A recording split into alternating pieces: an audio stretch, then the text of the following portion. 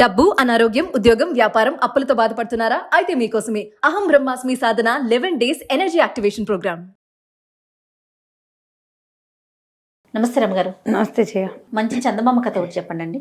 చెప్దాం. పూర్వం అట కౌశాంబి నగరంలో ధర్మగుప్తుడు అనే ఒక ఆయన, విద్యుల్లేఖ అని ఆయన భార్య ఉండేవాళ్ళు. వీళ్ళు వైశ్యులట. వ్యాపారంలో బాగా దెబ్బతినేశారు. సంతానం పుట్టిపోయింది, పిల్లలు కలగల, మళ్ళీ పిల్లలు పుట్టినా పోయారు. వ్యాపారం దెబ్బతిన్నది, ఓడలు ఎక్కడో మునిగిపోయినాయి. ఏ ప్రయత్నం చేసినా పోతూ ఉందట, ఎప్పుడు పోవటమే. పిసికిపోయారట వాళ్ళు. ఉన్న కొద్దిపాటి ఇల్లు వాకిలి ఆస్తిపాస్తి దానం చేసేసారట. ఈ దాన ఫలితంతోటైనా మంచి పుటకొస్తుంది, మన ఇద్దరం కలిసి చనిపోదాం అనుకున్నారు. అనుకొని ఒక చెరువు గట్టు మీద చితి పేర్చుకున్నారట. చితి పేర్చుకుని భార్యాభర్త చితెక్కిపోదాం అనుకున్నారు. అయితే ఏమైంది, చెరువు గట్టు మీద ఉన్నారు కాదు, అక్కడ ఒక చెట్టు మీద హంసలు కూర్చుని ఉన్నాయట 2. అవి ఈ మనుషుల కదలికని గమనించి వీళ్ళు వచ్చి కర్రలు తేవటం, అన్నీ పేర్చడం, వీళ్ళకిసే చూస్తున్నాయట. తమనే చూస్తున్న ఆ 2 హంసల్ని చూస్తూ ఈ విద్యుల్లేఖ, ఈ ధర్మగుప్తుడు అని ఆయన ఇద్దరు చితెక్కి పోయారు. అయితే ఈ మరణ సమయంలో ఆ హంసల వైపు చూస్తుంటే కలిగిన సంతోషం వల్ల వాటికేసే చూస్తూ ఈ కాలిన బాధలు తెలియకుండా మరణించారు. కానీ హంసల వైపు చూస్తూ మరణించడం వల్ల హంసలుగా పుట్టారట వాళ్ళు. ఇద్దరు కలిసే పుట్టారు, ఒక చోటే పుట్టారు. ఒక హంస, ఆడహంస ఇవి కలిసే ఉండేవి. అయితే ఇవి ఎక్కడ పుట్టాయి, ఏ చెరువులో అయితే వీళ్ళు చనిపోయారో ఆ చెరువులోనే ఒక జంట హంసలుగా జన్మించాయి. 2 వేరు హంసలకి పుట్టినా కూడా ఇవి 2 చిన్నప్పటి నుంచి కలిసి ఉండేవి. వర్షాకాలం వచ్చిందట. మామూలుగా వానాకాలం రాగానే హంసలు చెరువు వదిలేసి చెట్టు ఎక్కుతాయి. అక్కడ ఒక ఖర్జూరపు చెట్టు ఉందట. ఆ చెట్టు మీద కాపురం పెట్టుకున్నాయి. హంస, హంసిని 2. హంసిని పేరు చూసావా ఎంత బాగుందో. హంసిని అమ్మవారి పేరు, లలితా సహస్రనామాల్లో ఉంటుంది. అయితే ఈ 2 ఆ చెట్టు మీద కాపురం ఉంటాయి. ఒకనాడు ఏమైందట, మొగ హంస ఇంటి దగ్గర ఉంది, ఈ ఆడహంస ఎక్కడికో వెళ్ళింది. మామూలుగా గుడ్లు పెట్టి ఉంటాయి, బహుశా గుడ్లు పెడితే మొగహంస కాపలా ఉంటే ఆడహంస వెళ్తుంది, ఆడహంస కాపలా ఉంటే మొగహంస వెళ్తుంది. అట్లా ఉంటుంది. కాసేపు తిరిగి రావాలి కదా, దానికి రెక్కలు అవి కొంచెం విప్పార్చుకుని ఉండాలి. ఆ లోపల మొగది కూర్చుంటుంది అనమాట గుడ్ల మీద. అలా జరిగి ఉంటుంది బహుశా. ఈ ఆడహంస ఎక్కడికో ఎగిరి వెళ్ళింది. వెళ్తే ఒక వేటగాడికి కనపడింది. ఓకే, ఎంత అందంగా ఉంది, అందమైన హంస. అందుకని వీడేం చేశాడు, బాణం వేసి కొట్టేశాడు. హంస కాస్త చచ్చిపడింది కింద. ఈ హంసిని చచ్చిపోతే అతను దాన్ని మెడపట్టుకుని కర్రకు వేళ్లాడేసుకుని తీసుకెళ్తున్నాడు. వెళ్తూ ఉండేసరికి ఏమైంది, అక్కడ ఏవో కనపడ్డాయి. ఈ వేటగాడు ఏమైనా కొత్త వేటాడుతూ ఉంటాడు. వీడి లాంటి వాళ్ళదే కొంత సమూహం కూడా కనిపించింది. వీడు ఇంటికి వెళ్ళి ఈ అందమైన హంస చక్కగా ఉంటుంది, అంత తెల్లగా అందంగా ఉంటుంది కదా, కాల్చుకుని తినాలనుకున్నాడు. దాని మాంసం రుచిగా ఉంటుంది. వీళ్ళు ఎవరైనా చూస్తే ఈ హంసని ఎజ్జేసేస్తారని ఆ హంసను ఏం చేసేట, ఆ పక్కనున్న పొదలో దాచిపెట్టాడు. దాచిపెట్టి ఈ చెరువుగట్టు మీద, ఒక చెరువుగట్టు మీద చేపలు అవి పడుతూ ఉంటే అక్కడికి వెళ్ళాడు. చేపలు పట్టే వాళ్ళేమో చేపలు పుచ్చుకుపోయారు. వేటగాడు మళ్ళీ తిరిగి వెనక్కి వెళ్ళేసరికి ఏమైంది, ఈ ఎక్కడైతే ఈ హంసని, చచ్చిపోయిన హంసని పెట్టాడో అందులో ఒక సంజీవకరణి పుల్ల ఉంది. సంజీవకరణి పుల్ల అంటే ఏంటంటే, ఆ పుల్ల ఎక్కడుంటే అక్కడ ప్రాణం లేచి వస్తుంది, చచ్చిపోయినవి బతుకుతాయి. ఇతను ఏ దుబ్బులో అయితే దీన్ని దాచిపెట్టాడో అక్కడ ఈ సంజీవకరణి చెట్టు. అది ఎండు పుల్ల ఉంటేనే ప్రాణం లేచి వచ్చేస్తుంది, బతికేస్తాయి, దెబ్బలు మాయమైపోతాయి. ఎప్పుడైతే ఈ హంస తనకి జీవం వచ్చేసిందో అది ఎగురుకుంటూ వెళ్ళిపోయింది. ఇది చూసుకున్నాడు, అటు చేపలు పోయినాయి, ఇటు హంస పోయింది. అయ్యో అని వేటగాడు వెళ్ళిపోతే సరే ఇదేం చేస్తుంది, మళ్ళీ చెట్టు మీదకి వెళ్ళింది. ఈ లోపల ఏమైందట, చెట్టు మీదకి వెళ్ళంగానే ఒక పూట గడిచింది. పెద్దగా వానలు మొదలైనాయి కదా, విపరీతంగా గాలి దుమారము వచ్చి ఏ చెట్టు మీద అయితే ఈ హంసలు ఉన్నాయో ఆ చెట్టు కాస్త విరిగి పడిపోయింది. గుడ్లు లేవు, గూడు లేదు. ఈ హంసలు 2 కకావికలై చెరుకో పక్కకి పరుగు తీసేసినాయి. పిడుగొకటి పడింది, కలిసి వెళ్ళల, అదటు విడిపోయినాయి, అదటు ఇదిటు అయిపోయినాయి. ఈ ఆడహంస ఎగురుకుంటూ పోయి ఒక పర్వత ప్రాంతంలో ఆగింది. పర్వతం దగ్గర ఆగి ఏమనుకుంది, అబ్బో ఇక్కడ ఏదో హాయిగా ఉంది, ఇక్కడ ఉండిపోదాం, చూద్దాం అనుకుంది.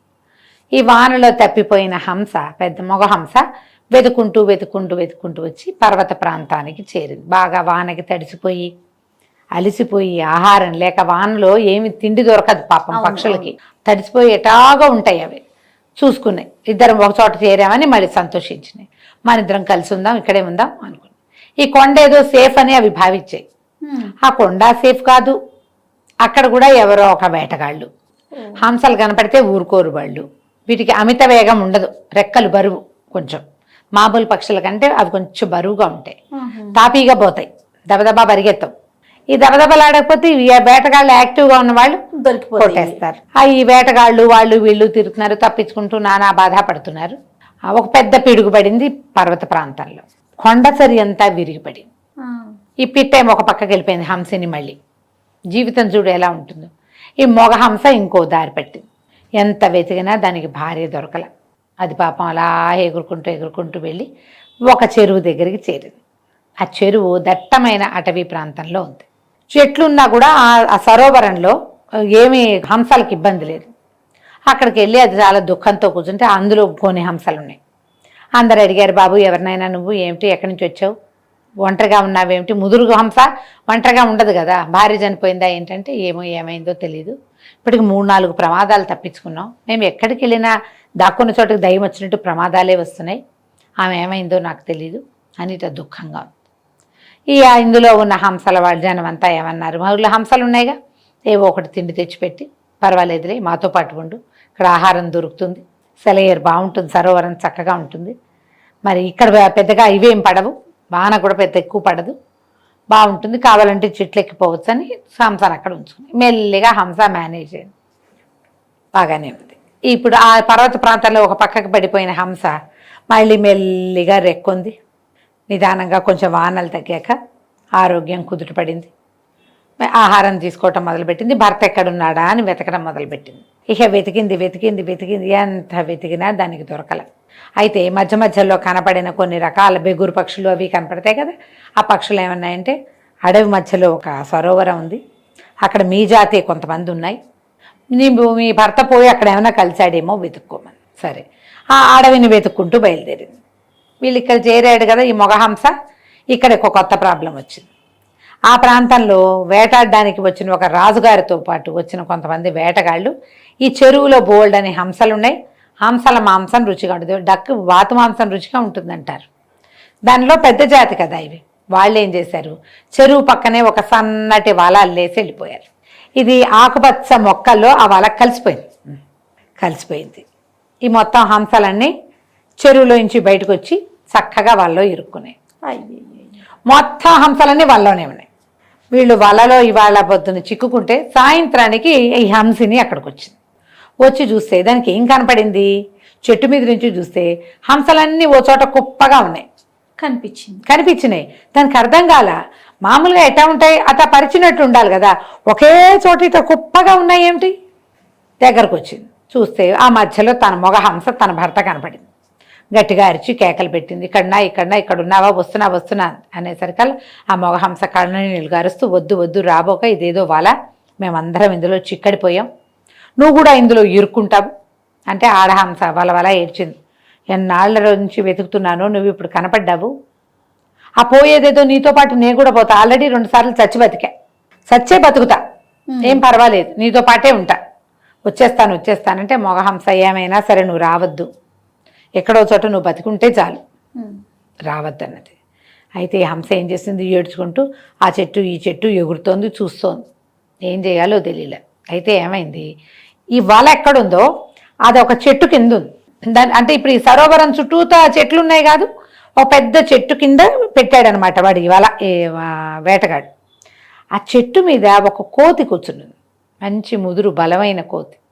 ఇది అటు ఇటు ఆ చెట్టు మీదకి ఈ చెట్టు మీదకి ఎగిరి ఒక్క ఎగురెగిరి ఆ పేలు కుట్టుకుంటున్న కోతి కంట్లో పొడిచింది.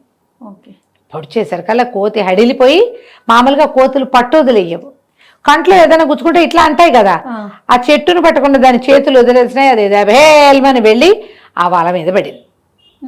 కోతికి వేళ్ళని ఇట్లా పొడుగ్గా ఉంటాయి చూడు, పీచులుగా ఉంటాయి, అది అడ్డదిడ్డంగా ఇరుక్కుపోయింది ఆ వల మీద. కోతి పైనుంచి హంస చూస్తూనే ఉంది. ఈ కింద ఇరుక్కుపోయిన హంసలన్నీ లబో దిబో కేకర్ బేకర్ అని అరిచినాయి. ఆ పడిన కోతి ఇక అటు కదిలి ఇటు కదిలి, కోతి అంటే ఎంత బలంగా ఉంటుంది, పక్షులు పీకలేవు.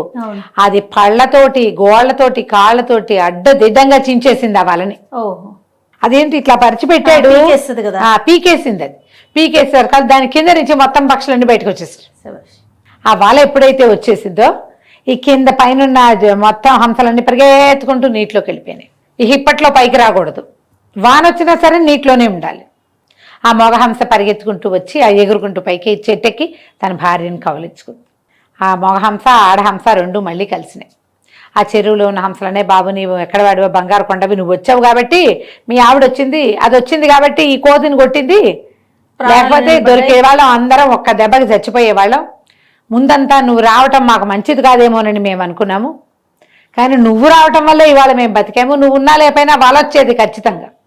నువ్వు మాకు చెడ్డ శకునానివి కాదు, నువ్వు రావటమే మంచిదైంది. నీ భార్యకి ఈ తెలివితేటలు ఉన్నాయి కాబట్టి, ఎందుకంటే ఇప్పటికి ఎన్నిసార్లు అయినా మళ్ళీ కలుసుకుంటున్నారు వాళ్ళు. తర్వాత ఎంతో కాలం ఆ సరోవరం దగ్గరే ఉండి గుడ్లు పెట్టి సంసారాన్ని వృద్ధి చేసుకుని హంసలుగా మరణించి ఇతరులకి సహాయం చేసిన కారణం చేత ఒక సంపన్న గృహంలో భార్యాభర్తలుగా మళ్ళీ పుట్టారు వీళ్ళు. కష్టాలు చూడండి, ఎవరికైనా వస్తాయి కదమ్మా, అది మనుషులకి రావా ఇవి? ఖచ్చితంగా. మనం ఇలాగే నానా తంటాలు పడుతున్న వాళ్ళని చూడం, మనం 100% సహాయం చేసే గుణము, ఒకరితో ఒకరు కలిసి ఉండాలనే లక్షణము పోగొట్టుకోకుండా ఉంటే చివరికి మంచిదే జరుగుతుంది. ఈ కథలన్నీ అందుకే చెప్తారు. చాలా చాలా బాగుంది కదా. నమస్తే. నమస్తే జయ.